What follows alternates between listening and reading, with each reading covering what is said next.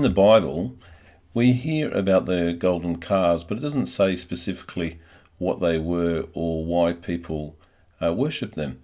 But if we delve into the stories of the Bible, we can ascertain what exactly they were. If we go back to the time of Egyptian slavery, we know that the Israelites were called out by God. And when they came out, they went to Mount Sinai, where Moses went up to the top of the mountain, and of course we read the story about how they formed a golden calf. So you would think, well, out of all the different things that they could perhaps make to represent a god, why would they form a golden calf? And it seems the answer lies with Egypt itself, because for many generations the Israelites people had actually been residing in this country, and the worship of bulls and bull cults and calves was actually very prevalent. So there were sacred bulls that were identified by specific markings, and they were believed to be the incarnations of gods. Once identified, they were housed in plush quarters, given the best food, and provided with a harem of the best cows. And after living an extraordinary quality of life, when they died, they were mummified and buried with full honour, like the Egyptian pharaohs, in a stone sarcophagus. The most famous bull cult was Apis, who, symbolising fertility and strength in war, was paraded through the streets in what was called the Festival of the Apis Bull, and this festival would last for 7 days. So when the Israelites had Aaron, the brother of Moses, form the golden calf to worship at Mount Sinai, and now in this video where I'm having a look at the site of the northern boundary at Tel Dan in Israel, which is where they formed golden calves, one to be stationed at the northern boundary in Dan and the other one at the southern boundary in Bethel. And the Bible says that when Jeroboam formed the two calves, he said, "Here are your gods, O Israel, who brought you up out of Egypt." So we can see that this association is still with the place Egypt. So it's considered that this actual bull that they're worshipping is what is known as the Apis bull, and it was a god that was familiar to the Israelites.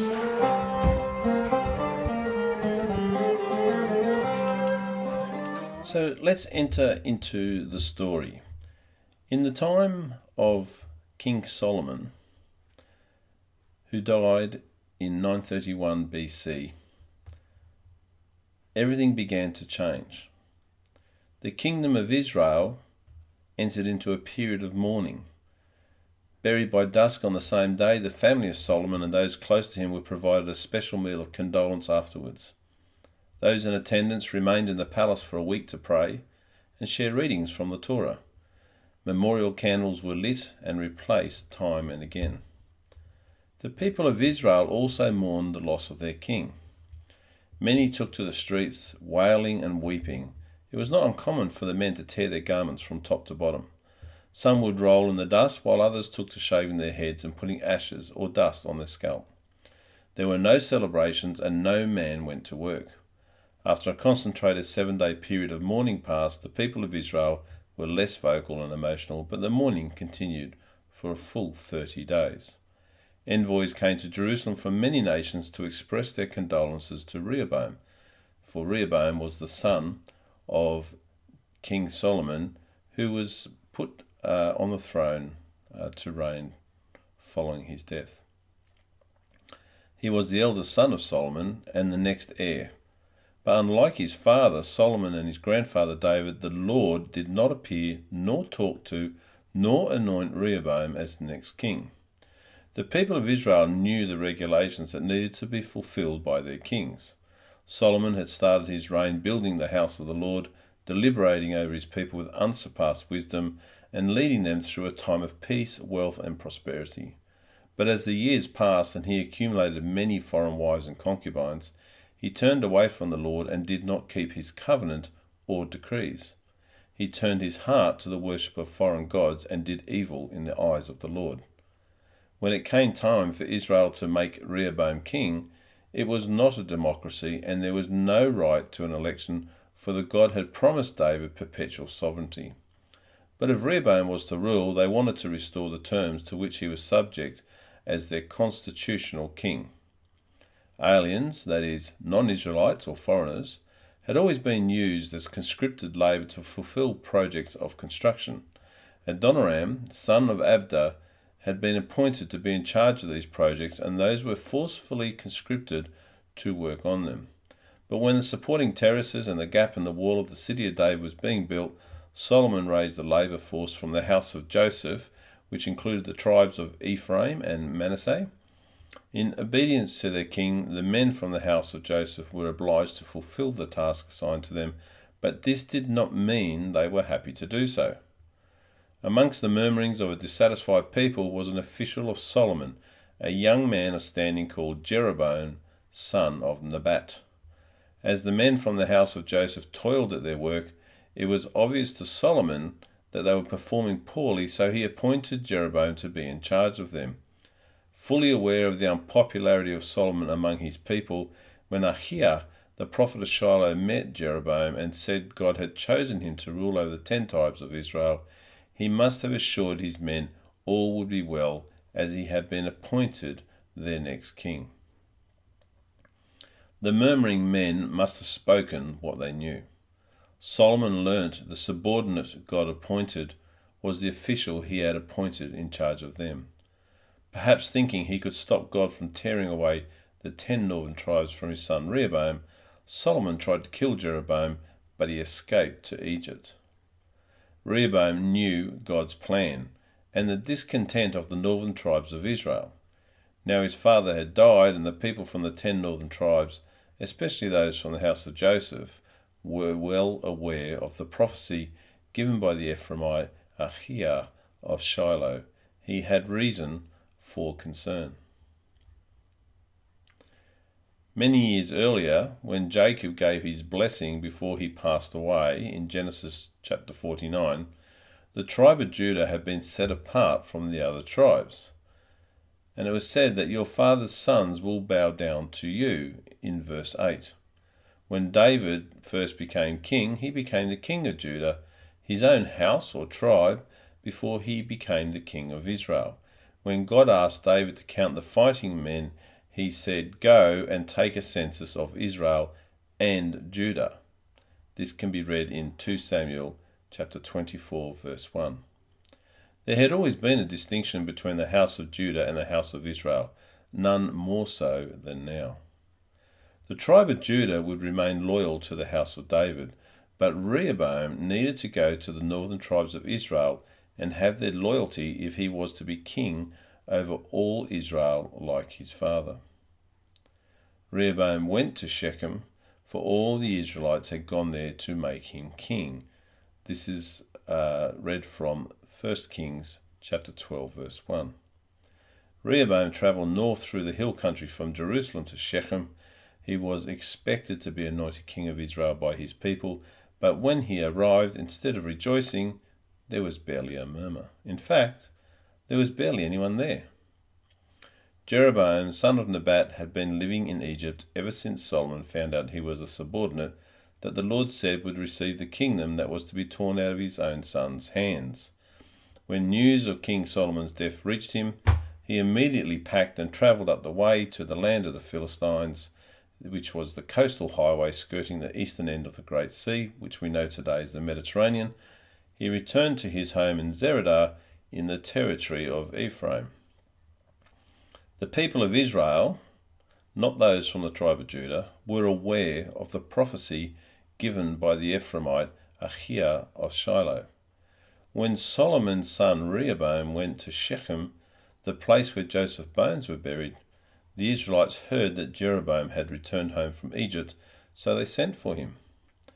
Travelling from Zeradah in the foothills above the coast, Jeroboam arrived in Shechem, nestled in the valley between the impressive peaks of Mount Ebal and Mount Gerizim on the border between the territory of Ephraim and Manasseh. The significance of this place was not lost on the Israelites. This was where Joshua renewed the covenant with God and read the book of the law given by Moses. Once Jeroboam joined the whole assembly of Israel, then they went together to see Rehoboam. Many days had passed while Rehoboam waited for the northern tribes of Israel to assemble. One morning he awoke to the news that they had arrived and steadied himself before going out to meet them. Rehoboam was confronted with a hostile crowd, and they said to him, "Your father put a heavy yoke on us. Now lighten the harsh labour and the heavy yoke he put on us, and we will serve you." They promised loyalty if he would lessen the burden his father had imposed on them. This is to be read in the first book of Kings, chapter 12, verse 4.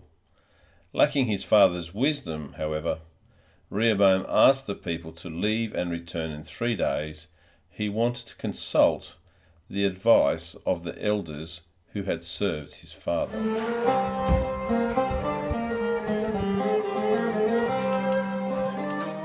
Rehoboam consulted his father's elders, who advised him to give them a favourable answer, but he rejected their advice and sought guidance from the young men he grew up with. They advised him to show no weakness. After 3 days had passed, when Jeroboam and the people of Israel returned, Rehoboam spoke to them harshly. And this is a reflection of the picture which I've just shown you. He spat out the words, and it's from 1 Kings verses 10 to 11 in chapter 12. And he says, "My little finger is thicker than my father's waist. My father laid on you a heavy yoke. I will make it even heavier. My father scourged you with whips. I will scourge you with scorpions." From this we can receive an insight into the character of King Solomon. Although wise and capable of building a strong and wealthy nation, his success during his reign came at a cost.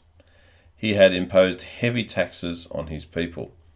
The workers from the tribes of Ephraim and Manasseh, who had been building on the eastern side of Jerusalem, had suffered under the yoke of harsh labour and been scourged with whips. These threats from Rehoboam were not going to earn their loyalty. The king did not listen to the people. He was determined not to be overshadowed by his father. So they shouted, "What share do we have in David? What part in Jesse's son?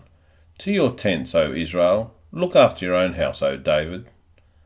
As their future king, Rehoboam made it clear that he was not going to serve his people under the constitution originally written down by the prophet Samuel. And that's found in 1 Samuel chapter 10, verse 25. The people of Israel rejected Rehoboam and began to disperse. So King Rehoboam sent out Adoniram, who was in charge of forced labour, but all Israel stoned him to death. King Rehoboam, however, managed to get into his chariot and escape to Jerusalem. These events fulfilled the word of the Lord that Ahijah, the prophet from Shiloh, spoke to Jeroboam son of Nebat. Solomon had forsaken God. Now Solomon's son Rehoboam forsook his people. Israel rebelled, and Rehoboam fled to Jerusalem. The 10 assembled tribes of the north called Jeroboam forward, and they sent him to fulfill the word of the Lord given by the prophet Ahijah of Shiloh. They made Jeroboam son of Nebat from the tribe of Ephraim their king. The new breakaway kingdom retained the name the Kingdom of Israel, but it was also known as Samaria, Ephraim, or the Northern Kingdom.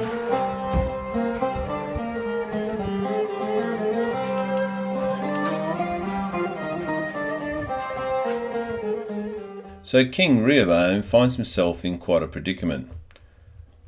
He drove his horses hard. He was being jostled violently as he stood on the base plate of his chariot, whilst his heart raced with fear and anger.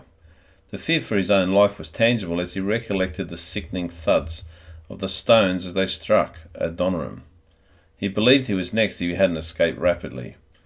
So as he raced southwards through the hill country, he became increasingly angry at the thought of his birthright slipping through his fingers.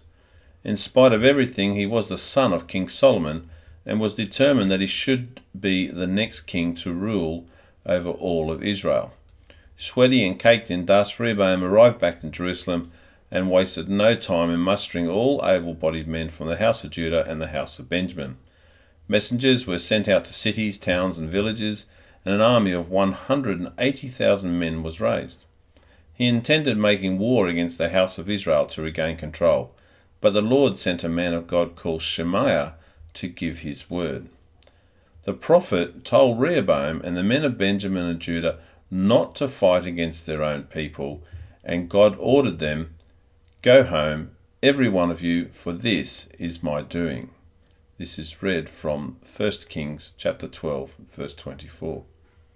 They obeyed and went home, and Rehoboam had to reconcile himself to understand that only the tribe of Judah remained loyal to the house of David. Hence the tribe of Benjamin had not joined the 10 northern tribes of Israel in rebellion against Rehoboam. Instead, they joined the tribe of Judah, and Rehoboam formed the southern kingdom of Judah. So here we have this situation where the kingdom is no longer united. The north has the 10 tribes, the south has the tribe of Benjamin and Judah.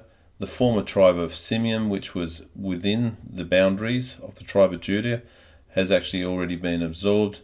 So we find this situation where the kingdom has now been rent into 2 separate halves.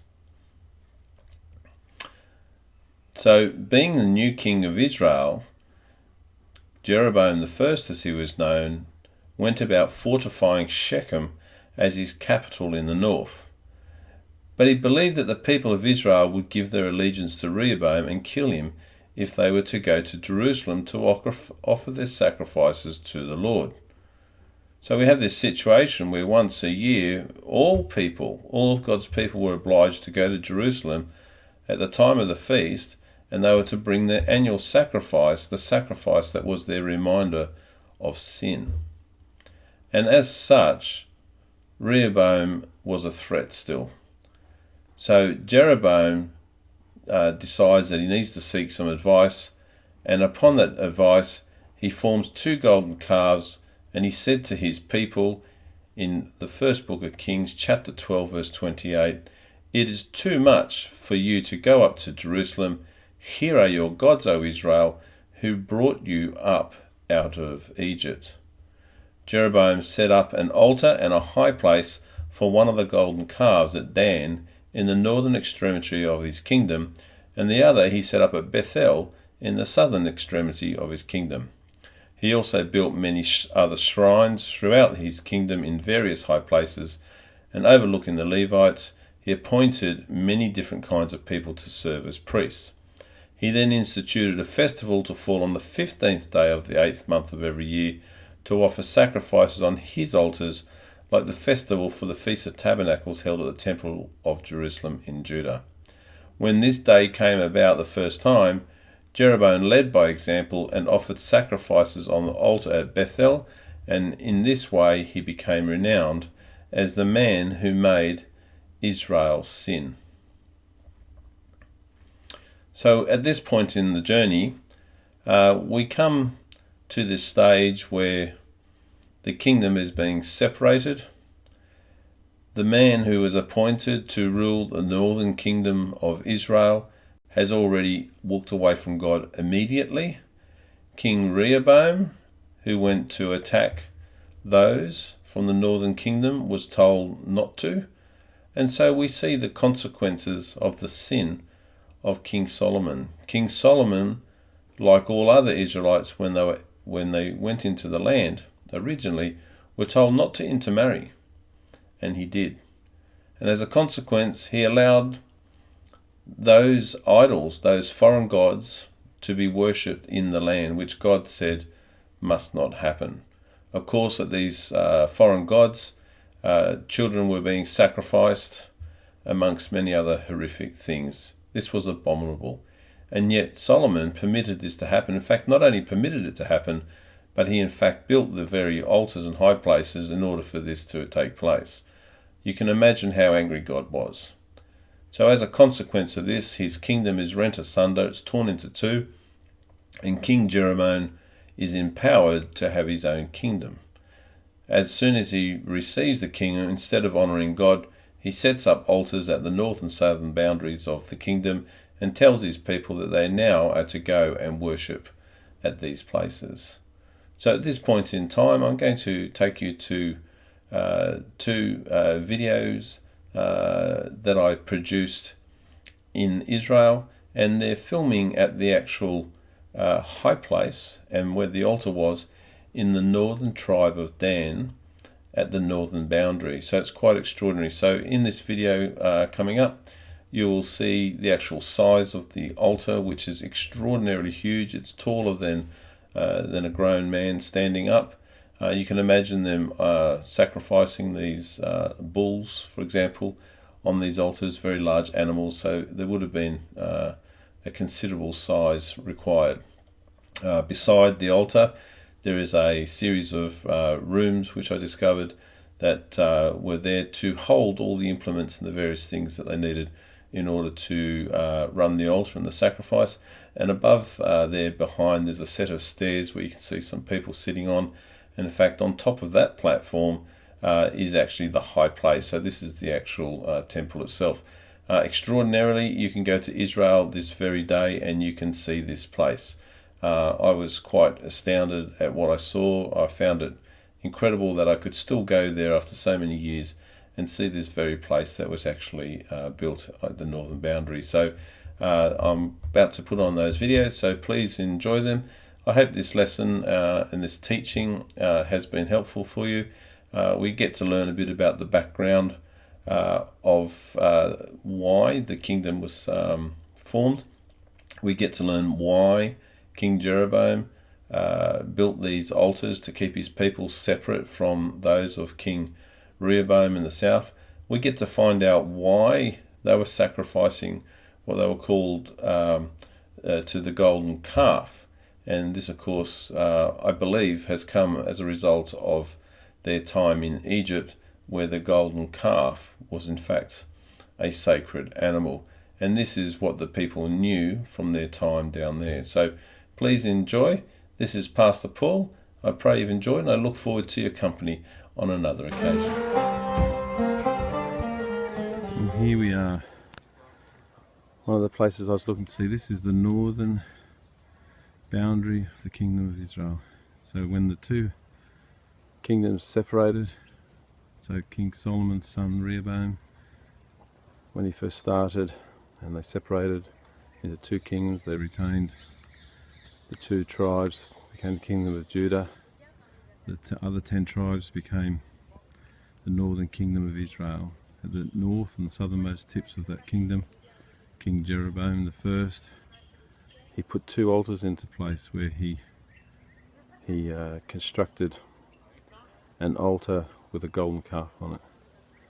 These were constructed in high places. So here we are on Tel Dan, the high place, and here's this altar. You can see the scale of it as I pan around there. There's Roger up in the top corner there taking photos, so you can see the size. So this thing is massive. I've seen photos of this, but I never realised that it was such a big place. The other thing which you can imagine with the significance, if you look at that steel frame there, that steel frame is the actual size of the altar, so it's massive. So they talk about sacrificing whole bulls and animals on there. You can sort of see that with this size. And again, there's Roger up to the right, so you can see the sheer size of this thing. So there's a picture here that's been installed to sort of represent these high priests sacrificing on there. Obviously graphically you see the altar looks quite small. But the scripture that goes with this is from 1 Kings chapter 12, 32 to 33. And as it says here, and Jeroboam ordained a feast, and he offered upon the altar sacrificing to the calves, and ordained a feast until the children of Israel. And he offered upon the altar and burnt incense. But of course the problem here is that this was not to our Lord, the God of Israel. This was to a false god. So here at this point in history, 10 of the 12 tribes of Israel went on a path that separated them from the Lord, and they began to sacrifice in the land. So the pride of these people separated them from the very God who brought them here. So this is just an incredible thing. So I'm just walking here through the gate at the entrance. You can see how well preserved this place is. We can walk through here. There's the main altar to the front. On the left here there's a round bath or a well, something here that obviously was used for a source of water or washing. I'm just going to lean over the rail and point the camera down here, so that would have obviously gone down quite a lot deeper.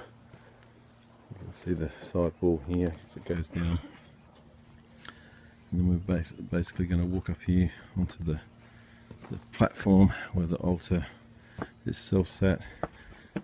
You can see here this big frame that's here, and this huge frame represents this actual altar. It's just immense. So I'm going to give you a bit of a scale. I'm just going to walk back here and I'll turn this camera around and give you a selfie of myself in my floppy hat, keep the sun off my head, and then you'll be able to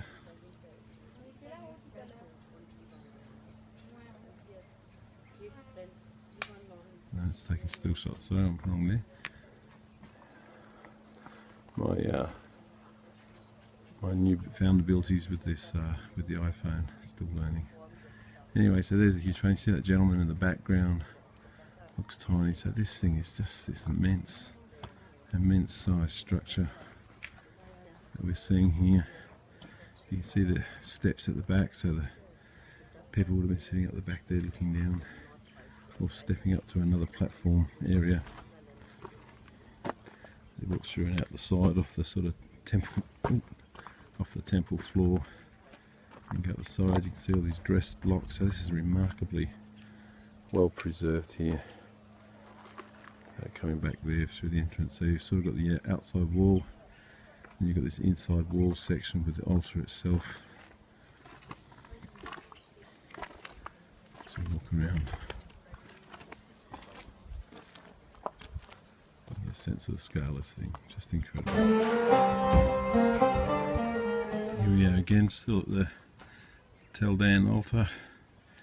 Another location, sort of in a room, like sets of rooms off to the side. You can sort of see what was a doorway there, the second room. I'm standing in one room. There's a spin around, there's the stairs with the wall, a big mountain in the background. And coming across there's the altar over there. So this is like a chamber, some rooms off the side. Perhaps a place where the priests resided, or used as storage, and then go back around to the front gate. And the plaque here remembers the scripture from Leviticus, where it says, "And he shall take a censer full of burning coals of fire from off the altar." And the nice picture there. So this room, there's some information there. It says, this room, the altar chamber, originally contained the altar and the shovels whose replicas are on display. Okay. Wow, so this is the actual storage room where they kept all of the implements, and in fact the altar itself, where they found it. So that's extraordinary. There it is set up over there.